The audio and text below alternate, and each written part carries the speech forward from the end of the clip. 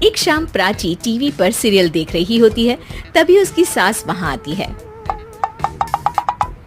अरे सीरियल में तो ऐसे मग्न है जैसे आज रात का खाना पड़ोसी आकर बनाएंगे। मुझे पता ही नहीं था आपने अपने बेटे की शादी पड़ोस में भी की हुई है। हैं? मतलब? मतलब इस घर में सारा काम बहू ही करती है, आप तो सिर्फ खर्राटे मारती हैं। अच्छा जी, फिलहाल तो तुम आराम फरमा रही हो, चलो जाओ, ये मेरे टीवी देखने का समय है। आहा, इसीलिए मुझे भगाया जा रहा है। सॉरी, अब तो बिल्कुल नहीं जाऊंगी।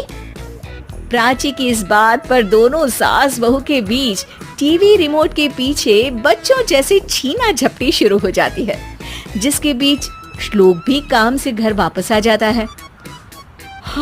आज मेरी चूहे बिल्ली की जोड़ी किस बात पर झगड़ रही है?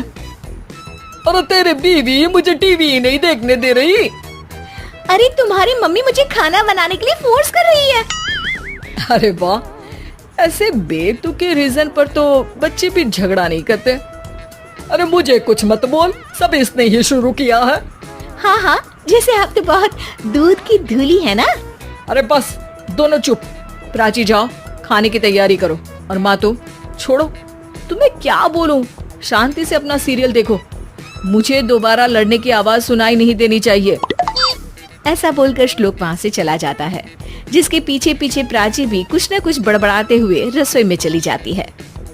हाँ हाँ, सासू जी को तो कुछ बोलेंगे ही नहीं, बस मुझ पर ही हुक्म चलता है, खाना बनाओ, जैसे मैं इनके घर में खाना बनाने के लिए आई हूँ। इसी तरह शाम बीतती है और रात को श्लोक और प्राची की सास खाना खाकर सोने चले जाते हैं, लेकिन प्राची गुस्से में कुछ खाए बिना काम में ही लगी रहती है। इस घर में किसी को घंटा फिक्र नहीं पड़ता, मैं खाऊं या भूखी रहूं। प्राची कुछ देर के लिए रसोई से बाहर जाती है और जैसे ही वापस आती है तो वहाँ दूध का भरा ग्लास देखकर हैरान रह जाती है। फिक्र पूरी है, बस दिखाना नहीं है। प्राची दूध पीकर सोने चली जाती है और अगली सुबह एक बार फिर सास बहू का कार्टून नेटवर्क स्टार्ट हो जाता है। ये तुमने ही किया है। अरे अजीब जबरदस्ती है, मैं बोल रही हूँ मैंने कुछ नहीं किया। दोनों ने मिलकर पूरे घर को पागल खाना बनाया हुआ है।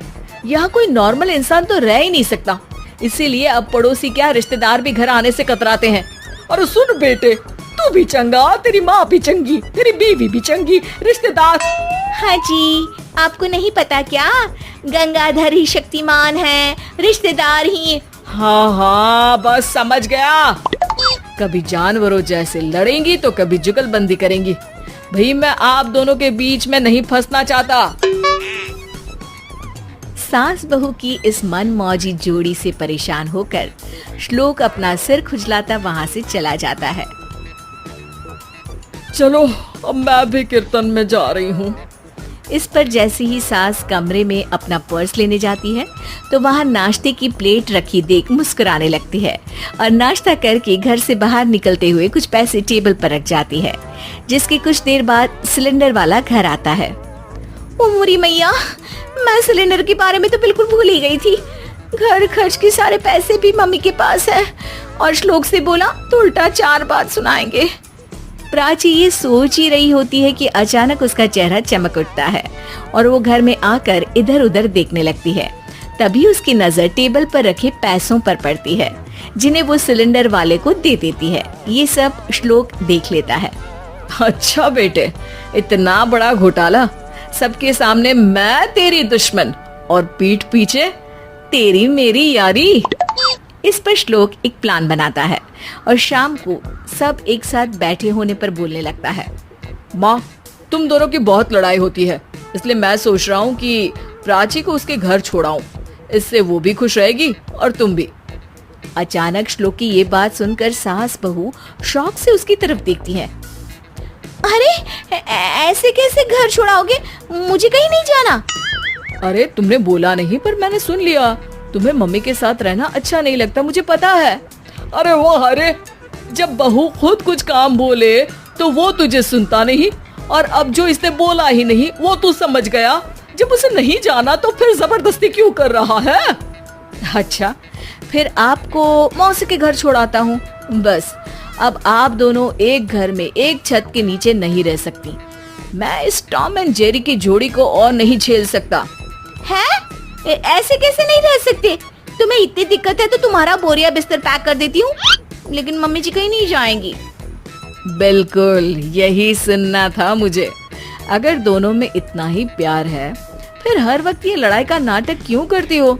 देखा मैंने कैसे माँ किचन में दूध रखती है और तुम उनके लिए कमरे में नाश्ता रखती हो, और कैसे वो पहले ही तुम्हारी दिक्कत समझकर घर में पैसे रखकर बाहर जाती है। अरे भाई, इतना ड्रामा तो डेली सोप में भी नहीं होता जितना तुम दोनों ने इस घर में फैलाया हुआ है। तू हमें टॉम एंड जेरी बोलता है ना, तो याद कर वो दोनों भी एक दूसरे को बाहर वालों की बुरी नजर से बचाने के लिए हमेशा सबके सामने लड़ते थे, लेकिन अकेले में दिक्कत के समय मदद भी तो करते थे। बस हमारा रिश्ता भी कुछ ऐसा ही है। और वैसे भी अगर सास बहू में तू मैं नहीं होती तो दुनिया वालों को कहानियां कैसे मिलेंगी?